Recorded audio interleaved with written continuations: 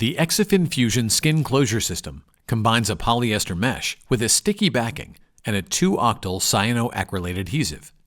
Each system ranges in size from 6 cm up to 60 cm in length.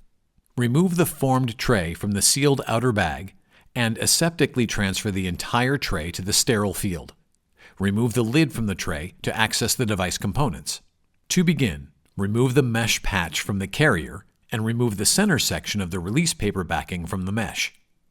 Hold the mesh by the corners, making sure that the sticky backing is facing downward and can be adhered to the patient's skin. Position the mesh so half of the mesh is on either side of the center line of the incision. A minimum of 1 cm of mesh should extend beyond both ends of the incision.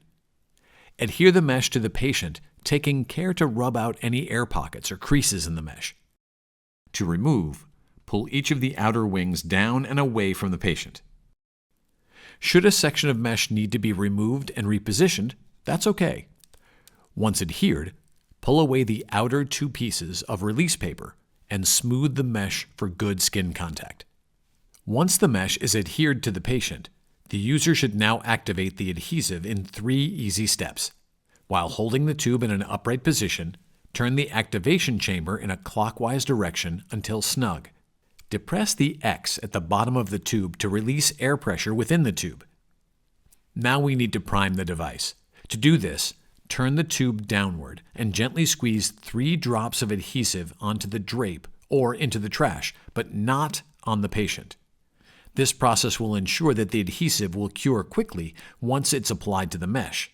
Not following this process may cause the mesh to inadvertently release from the patient's skin and not stay in place for the desired period of time.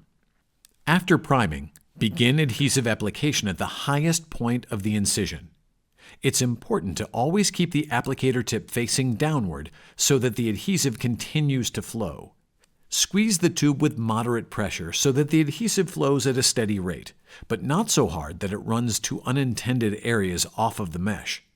This pressure is best represented by the pressure used to prime the device. Cover the entire piece of mesh with the adhesive.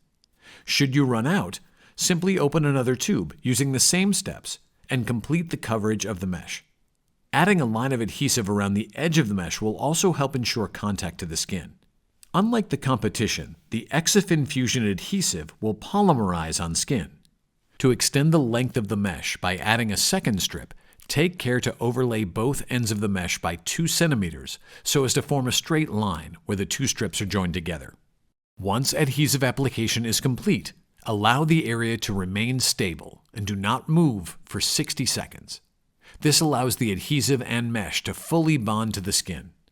Once fully cured, a secondary bandage may be applied over the mesh as long as it does not contain a sticky backing, which will result in pulling off the mesh when the secondary bandage is removed.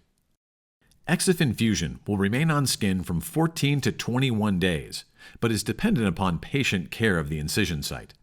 Light showering is allowed, but prolonged exposure to water will result in the early release of the polymerized mesh.